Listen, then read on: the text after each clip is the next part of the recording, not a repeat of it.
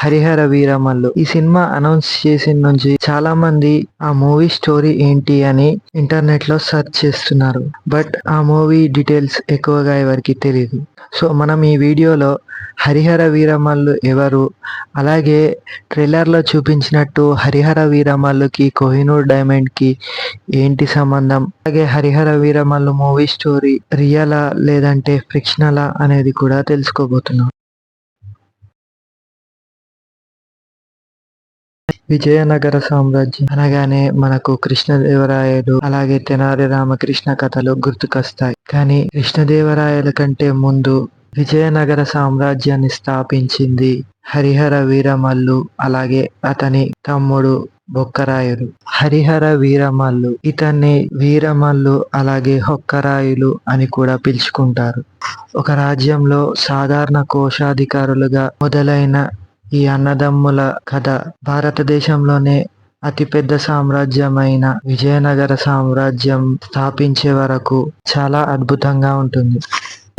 11వ శతాబ్దంలో భారతదేశాన్ని ఎంతో మంది ఆక్రమించుకోవాలని చూశారు. అలా తుగ్లక్ సుల్తాన్ ఉత్తర భారతదేశం మీదికి దండయాత్ర చేసి ఢిల్లీని రాజధానిగా తన రాజ్యాన్ని స్థాపించాడు. ఇదిలా ఉంటే కాకతీయ సామ్రాజ్యంలో హరిహర వీరమల్లు అలాగే అతని తమ్ముడు బొక్కరాయుడు కోశాధికారులుగా పనిచేసేవారు. 1323వ సంవత్సరంలో కాకతీయ సామ్రాజ్యం పతనమయ్యింది. కాకతీయ సామ్రాజ్యం పతనం తర్వాత హరిహర వీరమల్లు ఇంకా అతని సోదరుడు కంపిలి అనే రాజ్యానికి వెళ్లి అక్కడ అధికారులుగా పనిచేశారు. కొంతకాలం తర్వాత మొహమ్మద్ తుగ్లక్ కంపిలిని కూడా జయించి హరిహర వీరమల్లుని బొక్కరాయుల్ని బందీలుగా ఢిల్లీ తీసుకువెళ్తాడు. హరిహర వీరమల్లు బొక్కరాయులతో వచ్చిన బందీలందరూ పారిపోయారు. కానీ ఈ ఇద్దరు అన్నదమ్ములు మాత్రం పారిపోకుండా ఒక చెట్టు కింద కూర్చున్నారు. ఈ ధైర్యాన్ని చూసిన మొహమ్మద్ తుగ్లక్ అతని ఆస్థానంలో అధికారులుగా హరిహర వీరమల్లు బొక్కరాయుల్ని నియమించారు. ఇప్పుడున్న పరిస్థితులకు హరిహర మరియు బొక్కరాయులు ఇస్లాం మతం స్వీకరించాల్సి వచ్చింది. కాలం తర్వాత కంపిలిలో తుగ్లక్ కి వ్యతిరేకత మొదలైంది. ఈ వ్యతిరేకతని అణిచేయడానికి తుగ్లక్ హరిహర వీరమల్లు అలాగే హొక్కరాయుల్ని కంపిలికి పంపిస్తాడు. హరిహరుడు కంపిలిని తన కంట్రోల్లోకి తీసుకున్నాక తుగ్లక్ సుల్తాన్ ని ఎదిరించి 1336వ సంవత్సరంలో విజయనగర సామ్రాజ్యాన్ని స్థాపిస్తారు. తర్వాత శ్రీ విద్యారణ్య స్వామి ప్రభావంతో తిరిగి హిందూ మతాన్ని స్వీకరించి రాజ్యాన్ని పాలించారు. ఆ తర్వాత 1344లో విజయనగరంని కట్టడం మొదలు పెట్టారు. ఈ నిర్మాణం యొక్క బాధ్యతని హరిహర వీరమల్లు తమ్ముడైన బొక్కరాయులు తన భుజాల మీద వేసుకున్నారు. హరిహర వీరమల్లు తర్వాత విజయనగర సామ్రాజ్యాన్ని అతని తమ్ముడైన హొక్కరాయులు పరిపాలించారు. ఆ తర్వాత కొంతకాలానికి కృష్ణదేవరాయలు దాన్ని పాలించారు. ఇక మిగిలింది చరిత్ర. ఓకే, ఇప్పుడు కోహినూర్ డైమండ్ గురించి మాట్లాడుకుందాం. హిస్టారికల్ ఎవిడెన్స్ బట్టి చూస్తే కోహినూర్ డైమండ్ ని నెల్లూరులో ఉండే గోల్కొండ మైన్స్ నుంచి తీశారు. హిస్టారియన్స్ ప్రకారం కోహినూర్ డైమండ్ కాకతీయ సామ్రాజ్యంలోని భద్రకాళి టెంపుల్లో ఉండేదని చెప్తారు. 1310 సంవత్సరంలో అలావుద్దీన్ ఖిల్జీ సౌత్ ఇండియా మీద దండయాత్ర చేస్తాడు. అలా కాకతీయ సామ్రాజ్యం మీదకి తన సైన్యాధిపతి అయిన మలిక్ కాఫర్ ని పంపిస్తాడు. కాకతీయ సామ్రాజ్యానికి వచ్చిన మలిక్ కాఫర్ ఇక్కడున్న సంపదన అంతా కొల్లగొట్టి ఢిల్లీకి తీసుకువెళ్తారు. ఇందులో కోహినూర్ డైమండ్ కూడా ఉంటుంది. 1350వ సంవత్సరంలో అలావుద్దీన్ ఖిల్జీని ఓడించి మొహమ్మద్ బిన్ తుగ్లక్ ఢిల్లీలో తన రాజ్యాన్ని స్థాపించాడు. ఇలా కోహినూర్ డైమండ్ ఖిల్జీ డైనాసిటీ నుంచి సయ్యద్ డైనాసిటీకి చెందిన మొహమ్మద్ బిన్ తుగ్లక్ చేతిలోకి వచ్చింది. తర్వాత వీళ్ళందరినీ ఓడించి మొఘల్స్ అధికారంలోకి వస్తారు. అలా మొఘల్స్ కి రాజు అయిన బాబర్ కోహినూర్ ని దక్కించుకుంటాడు. బాబర్ తర్వాత అధికారంలోకి వచ్చింది షాజహాన్. షాజహాన్ కోహినూర్ డైమండ్ ని ఒక సింహాసనంలో పెట్టిస్తాడు.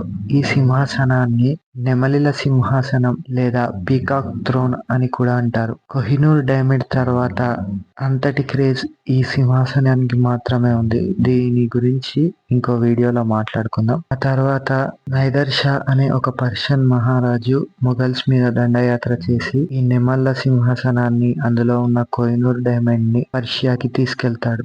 ఇక్కడ కోహినూర్ డైమండ్ కి కోహినూర్ డైమండ్ అని పేరు పెట్టింది ఈ నైదర్ షానే. కోహినూర్ డైమండ్ అంటే అర్థం మౌంటైన్ ఆఫ్ లైట్. సో ఈ నైదర్ షా అనేవాడు ఆఫ్ఘనిస్తాన్ లో తన రాజ్యాన్ని ఏర్పాటు చేసుకుంటాడు. ఆ తర్వాత 18th సెంచరీలో ఆఫ్ఘనిస్తాన్ లో జరిగిన కొన్ని రాజకీయ మార్పుల కారణంగా కోహినూర్ డైమండ్ సిక్ డైనాసిటీకి చెందిన రంజిత్ సింగ్ దగ్గరికి చేరుతుంది. ఆ తర్వాత మొఘల్స్ కూడా అధికారం కోల్పోయి బ్రిటిషర్స్ కి అధికారం వస్తుంది. ఇలా బ్రిటిష్ వాళ్ళ చేతికి కోహినూర్ డైమండ్ వెళ్తుంది. ప్రజెంట్ ఇప్పుడు కోహినూర్ డైమండ్ బ్రిటన్ లోనే ఉంది. హరిహర వీరమల్లు మూవీ విషయానికి వస్తే, అసలు ఈ మూవీని ప్రొడ్యూసర్ ఏఎం రత్నం గారు, అలాగే డైరెక్టర్ క్రిష్ గారు పవన్ కళ్యాణ్ హీరోగా అనుకొని స్టార్ట్ చేశారు. కానీ ఆ టైంలో కరోనా ఉండడంతో షూటింగ్ చాలా సార్లు డిలే అయింది. ఆ తర్వాత పవన్ కళ్యాణ్ గారు పాలిటిక్స్ లోకి వెళ్లడం వల్ల షూటింగ్ చాలా సార్లు వాయిదా పడ్డది. ఈ రీజన్స్ వల్ల డైరెక్టర్ క్రిష్ గారు ఈ ప్రాజెక్ట్ నుండి తప్పుకున్నారు. ఆ తర్వాత ప్రొడ్యూసర్ ఏఎం రత్నం కొడుకైన జ్యోతి కృష్ణ గారిని డైరెక్టర్ గా తీసుకొని ఈ మూవీని కంప్లీట్ చేశారు. ఫైనల్ గా 2025 జూలై 24 రోజు హరిహర వీరమల్లు మూవీ రిలీజ్ అయింది. హరిహర వీరమల్లు మూవీ హిస్టరీయా లేదంటే ఫ్రిక్షన్ స్టోరీయా? హరిహర వీరమల్లు ఫ్రిక్షన్ స్టోరీ అని చెప్పాలి. ఎందుకంటే ప్రొడ్యూసర్ ఏఎం రత్నం గారు ఇది ఒక ఫ్రిక్షన్ స్టోరీ అని క్లారిటీ ఇచ్చారు.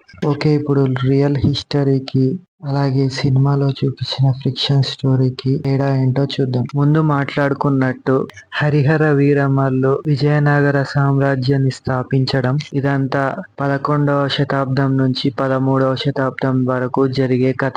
కానీ సినిమాలో ఔరంగజేబ్ క్యారెక్టర్ ఉంది. ఈ ఔరంగజేబ్ అనేది 16వ శతాబ్దానికి చెందినది. సో ఇక్కడ టైమ్ లైన్స్ అనేది అస్సలు మ్యాచ్ అవ్వట్లేదు. ఇంకా మూవీలో కోహినూర్ డైమండ్ గురించి కూడా ఉంది. అలాగే హైదరాబాద్ నవాబు అయిన కులీ కుతుబ్ షా గారు వీరమల్లుకి కోహినూర్ డైమండ్ ని తీసుకువచ్చే బాధ్యత ఇచ్చినట్టు చూపించారు. చరిత్ర ప్రకారం చూసుకుంటే ఇది కూడా నిజం కాదు. ఎందుకంటే మొఘల్స్ కి నవాబులకి ఎప్పుడు యుద్ధం జరిగేది. నవాబులు మొఘల్స్ తో యుద్ధం చేసి ఎక్కువగా ఓడిపోతూ ఉండేవారు. కోహినూర్ డైమండ్ స్టోరీ అనేది 11వ శతాబ్దం నుండి బ్రిటిష్ ఎరా వరకు ఉంటుంది. కానీ కోహినూర్ డైమండ్ కి విజయనగర సామ్రాజ్యాన్ని స్థాపించిన హరిహర వీరమల్లుకి ఎలాంటి సంబంధం లేదు. ఎందుకంటే హరిహర వీరమల్లు అనే క్యారెక్టర్ కాకతీయ సామ్రాజ్యంలో ఒక కోశాధికారిగా పనిచేసేవారు. సినిమాలో మాత్రం వీరమల్లుని ఒక బందిపోటుగా చూపించారు. ఫైనల్ గా కంక్లూజన్ ఏంటంటే సినిమాని సినిమా లాగా చూడాలి. ముఖ్యంగా ఇలాంటి హిస్టారిక్ మూవీస్ చూసేటప్పుడు చరిత్ర గురించి కొంచెం తెలుసుకొని సినిమా చూడడం బెటర్. సో ఇది హరిహర వీరమల్లు స్టోరీ మీద నేను చేసిన ఒక కంప్లీట్ వీడియో. యాక్చువల్లీ ఈ వీడియోని ట్రైలర్ లాంచ్ అయినప్పుడే అప్లోడ్ చేద్దాం అనుకున్నాను. బట్ సినిమా గురించి మొత్తం తెలుసుకొని వీడియో చేద్దామని ఇప్పటి వరకు ఆగాను. ఈ వీడియోని చాలా కష్టపడి చేశాను. ఈ వీడియో నచ్చితే ఒక లైక్ కొట్టండి. ఇలాంటి కంటెంట్ కోసం నా ఛానల్ ని సబ్స్క్రైబ్ చేసుకోండి.